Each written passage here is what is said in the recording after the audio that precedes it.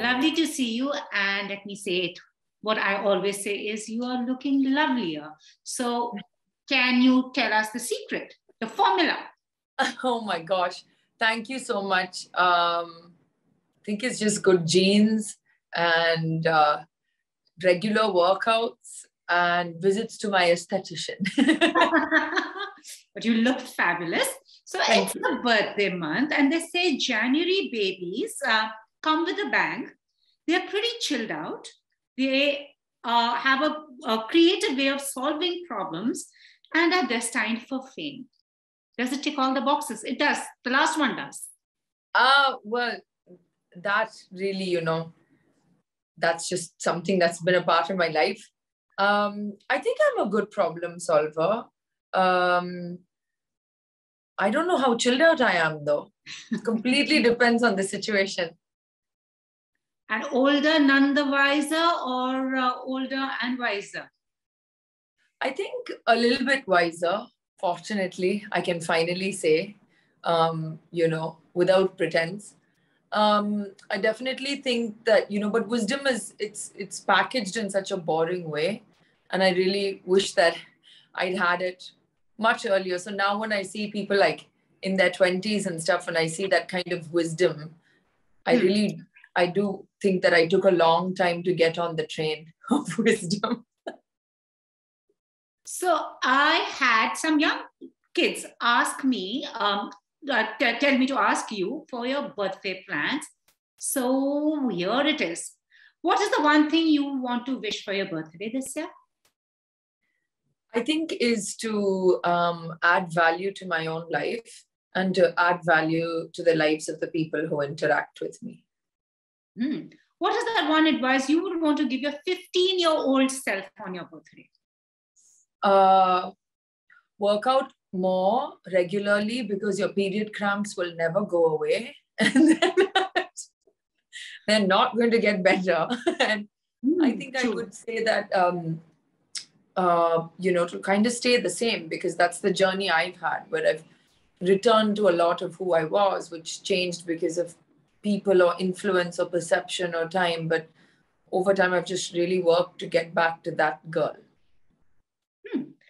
The one priceless gift that you've received? I think good genes from my parents. Certainly. The wildest, craziest birthday experience you've ever had? It wasn't wild or crazy or anything, but, I was 13 years old and I begged my parents for a party that should be like a nightclub. I don't know why. And so my mom and dad were really, really sweet. And I hadn't celebrated my birthday much. Like, I wasn't a big birthday person, but for that year, I just got it in my head that I wanted to have this like cool, like discotheque party. So my parents actually had our house done up like that with the big silver ball, and all my friends and I felt really cool. And I felt really like with it. And I was like, I'm so cool. Plus I was wearing like a holographic silver dress, like a space suit. So I felt really, really cool. Wow. And okay, so now you're older. So is it dine in or dine out? Dine in or dine out? Dine in or out on a birthday? Probably in, especially given the current situation. I also love cooking, so it's always preferable for me to cook for my friends and have a lovely evening. But I do like a good meal and being served on lovely cutlery as well. Wow. Dress or loungewear? A dress, probably. Okay. And as you said, you cook, but is it ghar ka khana or exotic meal? What do you enjoy? It depends. I'm famous in my group of friends in Mumbai for cooking South Indian food. So I always end up cooking, korambu and sambar and all of that, like homemade South Indian food, Tamil food. But I also love cooking, fancy dessert or like make a good lasagna sometimes. So it totally depends on my mood. Awesome. So here's wishing you a fabulous year ahead. And I know you have lots happening in this year. So we'll discuss work before we discuss other things related to work. So everyone's very curious about your latest Salar. And I've heard that the set has been nothing less than a food fiesta of sorts. Yeah.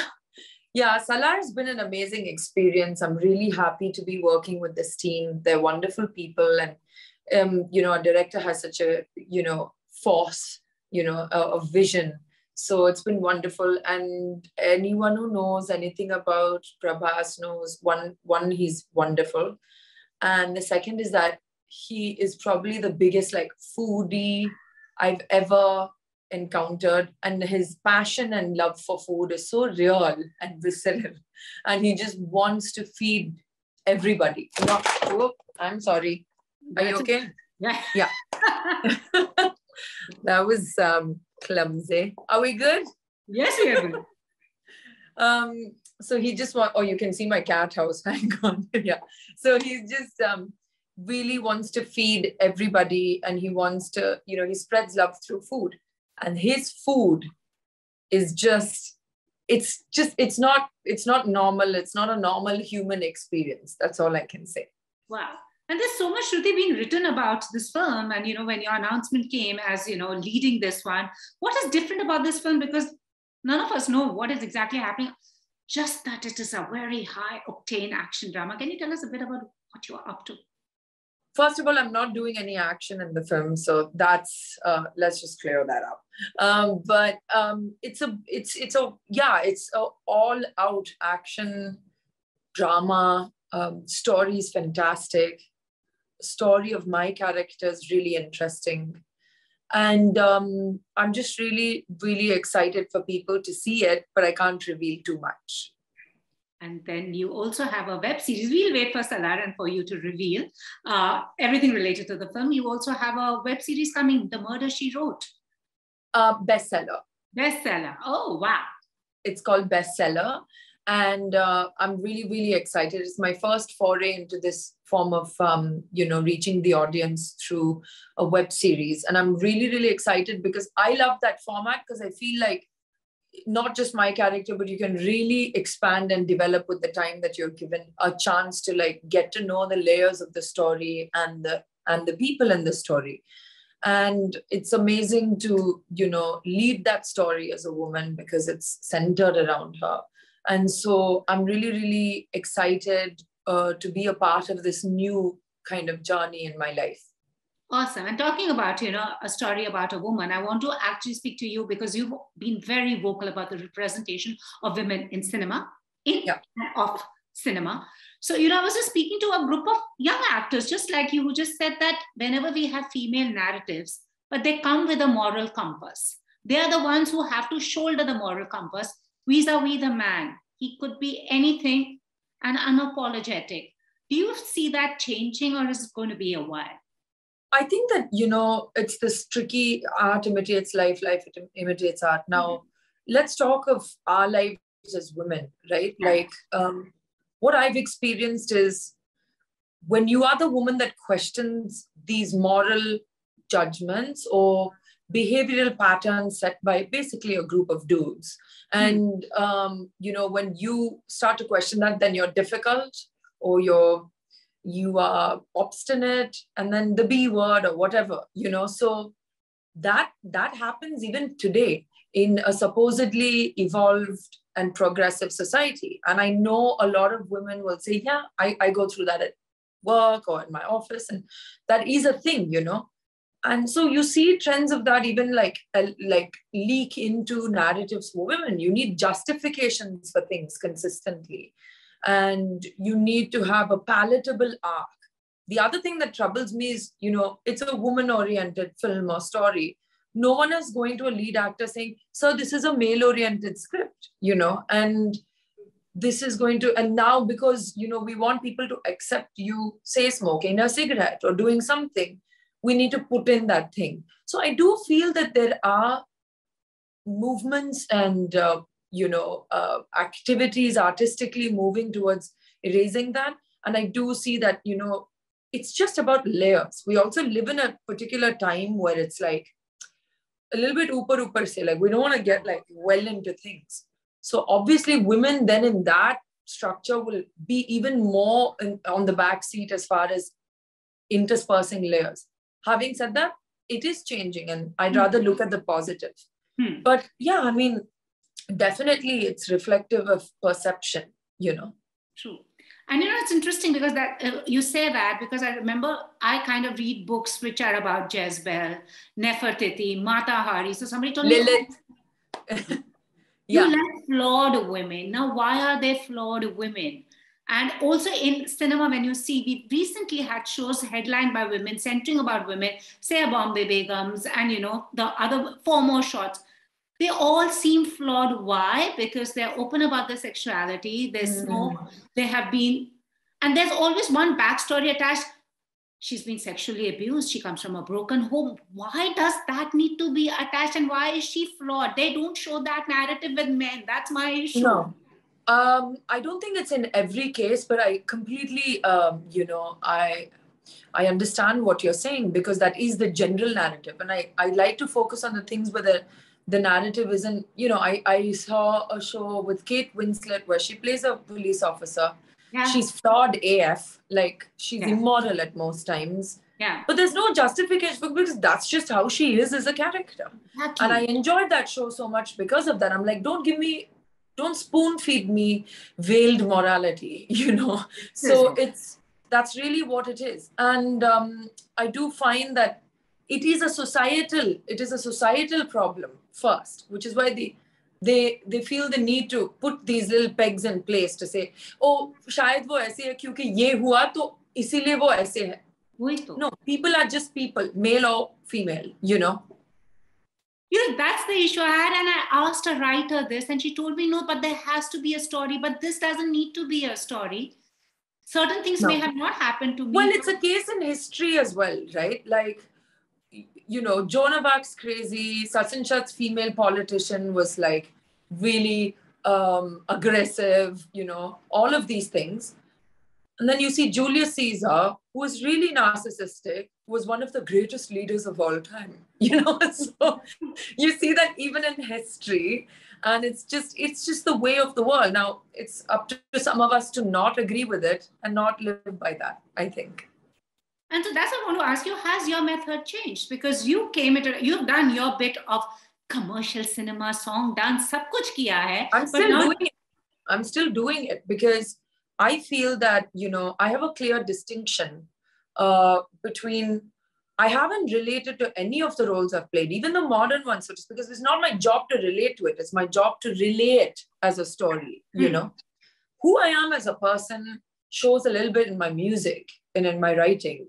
And other than that, I'm playing characters. I understand the value of commercial films. Having said that, I'm very clear to say, no, this is something I just cannot do because it doesn't make sense. Like, you have a wife, you have kids at home who are women, like daughters. Ask them, and then we'll discuss this. We've had those conversations because even in that commercial narrative, I particularly love infusing, feminism into a commercial setup rather than nahi, because that's also beautiful. When you do a film when I did a film like Devi and it's all women and we're talking about that, it felt amazing and empowering. But it's also really interesting for me to push that boundary in the commercial space. I've always had challenges of people saying, she doesn't fit in, she looks like an arrogant woman. And I was like, asking my friends, guys, am I arrogant? They're like, no, you're just confident. It's just the same word in perception, So I feel that things are changing. We're able to have discussion, and for that, I'm very thankful. And I feel that if in the commercial space, we don't need to explain her and she can do what she wants, you've achieved something in a larger narrative as well. True. And I also want to talk about the representation of whether it's gender parity and also the way women are written about, actors. Just because you're in the public space, you say and live life according to your own terms, a lot is written about. Whether she has split up, whether she is seen with somebody, that is the headline. Never the case with a male actor. It's okay, if he has decided to walk out, end a relationship, if he's seen with someone else, that's never the headline. It's okay, chalta hai, uske saath hua. But with the woman, that becomes the focus. She has an older lover, younger lover, She's gotten married a second time. She chose to do this, that. You know, does that sometimes get to you as well because of being somebody in the spotlight constantly? I mean, I think it's with the men as well now. Like there's just seems to be, unrelenting interest in other people's business, which seems to be at an all-time high right now. Also, like moral judgments on who should be with someone or shouldn't leave their marriage or who should be getting married by now. I get that a lot, So, or I see, when I read about other people, I'm like, you know what, just shut up because it's not your marriage. It's not your life. It's not your decision to make. But that is the way of the world. I personally felt, at one point that I didn't speak about things much, especially my personal life, because Pooja, the mandate was, if you talk about that, they'll never take your work seriously. If you do whatever you want, but nobody should know. So I'm like, why? Is me seeking personal happiness, balance between personal and professional? Is me seeking a person to enjoy my time with, my personal space with? How does that have anything to do with this? We never ever get people asking a male actor, do you think you can focus on being an actor in your profession now that you're married? So we have come to this day and age where women are not standing in the kitchen making your rotis, right? They could if they wanted to, but there's so much more to this. There are women working more than men, earning more, being the breadwinners of the family. So when I get questions about marriage or why I've decided not to do it yet or whatever, or why somebody has decided to do it, or this is the end of things for them now, all of this to me is really a fascinating social and psychological study, because it just says so much, because we are always dilly-dallying around these kind of weird, intricate double standards, basically, I totally get that. And also, female actors often get asked about what is it like working with such and such actor. I don't see the male actor being asked, what was it like working with so that I had an interview recently, Pooja, where it was like, do you know when you did a history essay and you have to talk about the great freedom movement in India, and then you'll be like, 1857, 19, and you have like paragraphs, right, where you have to put, it almost feels like an essay-like thing, like, we have to ask about the heroes. She has to say nice things and we have to print it. Not that I have bad things to say about them, but it is a part of it. Now, the same co-actors of mine, if they are working with 2-3 women, they don't ask them, so how was it working with Shruti and then such and such and such? There's no special para on that. And I did ask the person, I was like, why aren't you asking them? Like, why you ask? I'm happy to talk about them, but let's make it even. Like, I'd love to hear them say lovely things about us as well. Then it's fine. Yeah. Totally agree with that. And the one question that a lot of young girls, ladies, and the older ones also, the new ones also, the mid-lot have been asking for is pay parity. And it's been happening. Some of the female actors are getting way more. Do you think that? But it's nowhere close to pay parity. It's nowhere close to pay parity. I'm going to say that your highest paid female actor in India today, whoever she is, God bless her soul, is not at all near the highest paid male actor. It is not the same number game. So pay parity, equal pay is a long journey. And I think that, I was asked during the pandemic to slash my pay because of COVID, and my male actor wasn't asked to. And I was like, right, that's a good joke. Hang up. But why so? Why? It should be equal, right? It should be, but it's just the gap is so huge. The gap is so huge. So I'm not saying, that female actors aren't getting more than male actors sometimes. Of course they are. But I'm saying the highest paid versus the highest paid.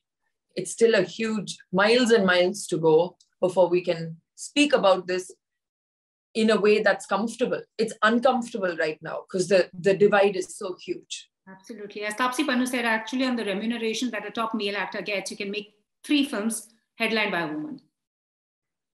Probably more because our budgets are small as well. Yeah.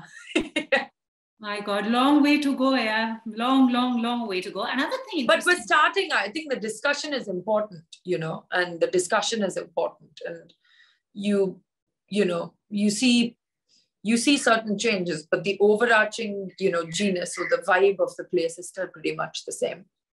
And also another interesting thing about you is the way you have chosen to live your life and conduct yourself. And also you come attached with a very solid surname. Your family has been in cinema. Was there ever this thing about like a lot of them who feel that they carry, I would say, the baggage of a big surname and legacy, sometimes have to conduct themselves in a certain way? Did that ever weigh you down, or you were like, it's okay, I'm my own person, surname irrespective?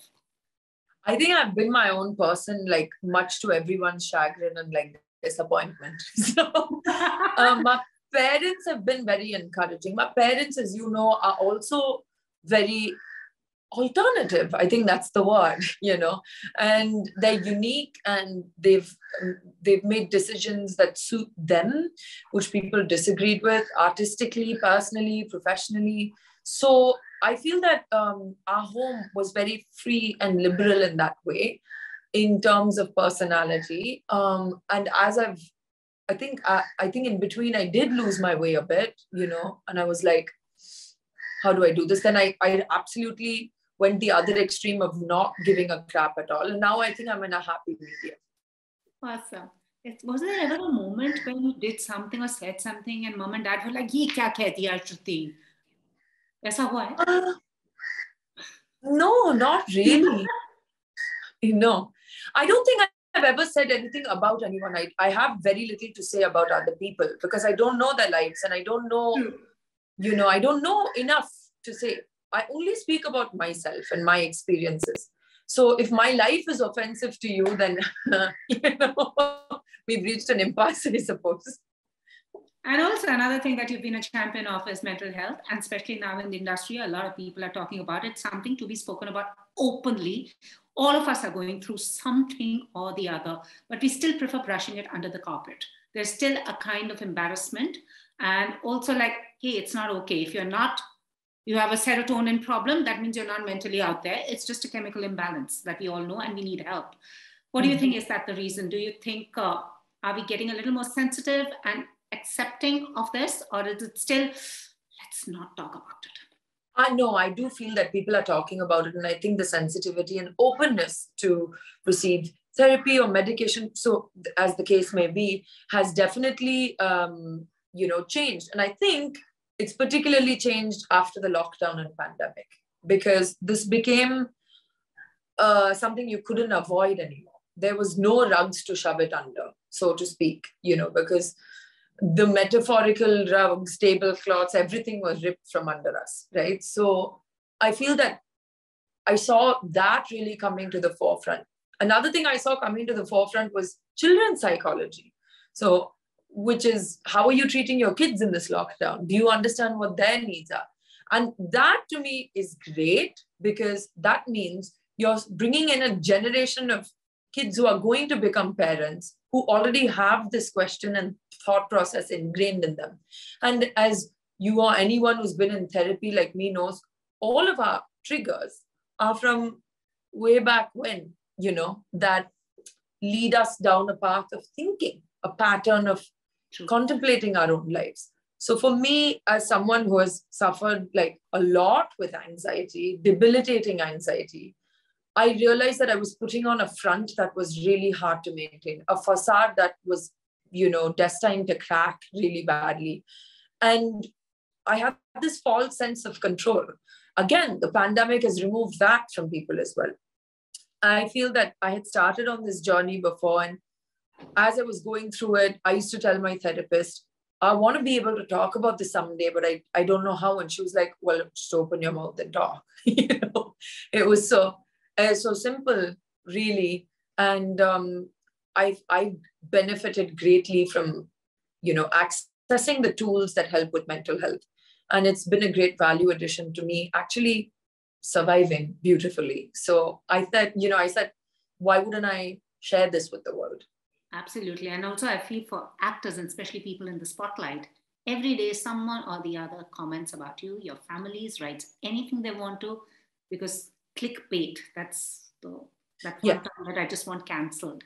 So I think, some industry I think needs it a lot more. Everyone does, but the conditioning here.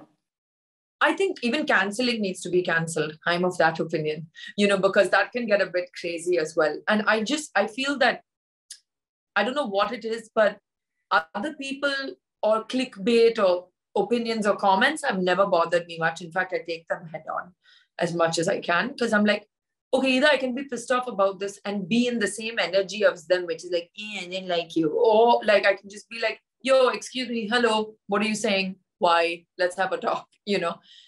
What I think has constantly disappointed me as a woman is when you think you know somebody in your space that is a closer circle, and then they sound like the people in the comments box. Then you're like, ah.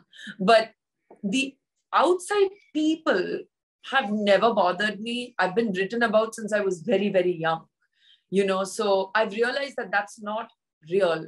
And if there's anything I'd like to tell someone, that is those things in those boxes are not real. You know what they say, right? Like opinions are like a-holes. Everyone has one. So it's really it's not the end of the world. But I think having the right opinions around you and the truth around you is like super important. Absolutely. Such a pleasure speaking to you. And before we wrap up, this is just quick. There are fan questions, a few questions that have come as favorite venue to perform. Anshruti has asked this. Favorite anywhere, really. But I actually love venues where I'm closer to my audience and it's a bit more intimate and I can see how my music is affecting them. A good theme song for your life? Oh my God, I have so many and it depends on my mood completely. But I think Foxy Lady, Jimi Hendrix, is like it's my brain song. Yeah. Totally suits you too. Best purchase ever? I think I was really proud to buy my own house, you know, and I felt really, really proud about that. Biggest disaster in the kitchen? Oh, so many. I became a good cook like much later. So before that, there were some very nasty mishaps, especially like involving excessive corn flour, trying to make Manchurian and it tasting like, you know, chart paper and thermocol. What does Shruti do at duty free? Oh my God, I'm perfume obsessed. Duty free is just perfume on perfume on perfume. I'm just obsessed with good fragrance. One piece of advice you wish you had never taken? That these people who don't pay your bills matter. Like, they don't matter. You know? If you had a chance to put something on the billboard, what would that be? Live and let live, really. Especially now.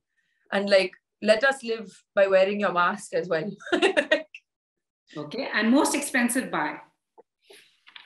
Again, a house. It's always property.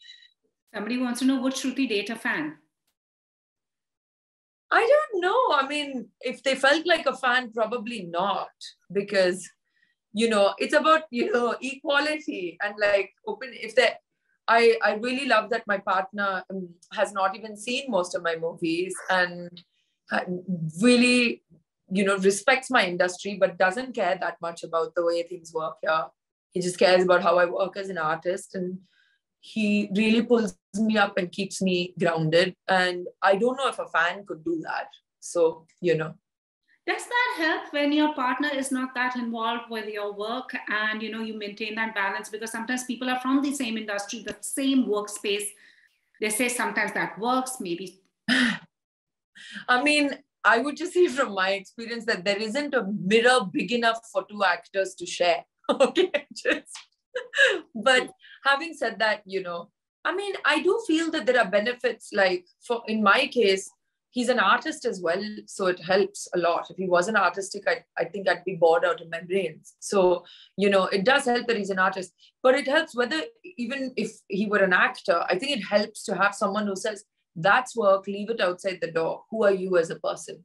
I think that's very important. Will we see the two of you collaborate? Yeah, definitely. We're already in the process of working on stuff together, and we're super stoked to share that with people. Looking forward to that. Thank you so much. And you have Korean fans called Min and Hoon, the Korean Dost. And I think they did a video of you too. So if you could give them a shout out. Oh, hi to the Korean, those guys. I was so like, I saw a video because someone shared it with me. And I said, I have to move to Korea because they find me so beautiful. They had this reaction I have never seen from any man. It was like I was some sort of apsara or something. And I was like, I love these guys. Wow. Even my Korean teacher is a huge fan of yours. So in my Korean lesson, Yeppoyo means pretty, and she always has your picture there. Oh, that is so sweet. Oh, I'm going to Korea. I'm moving to Korea. I'll tell Miss Yun that. Thank you so much. She's a huge fan. Oh, tell her I said hi and thank you so much. Thank you so much, Shruti. Have a happy, happy, happy birthday. Thank you. Take care. Stay safe. Bye. You too. Bye, my dear. Bye. Bye.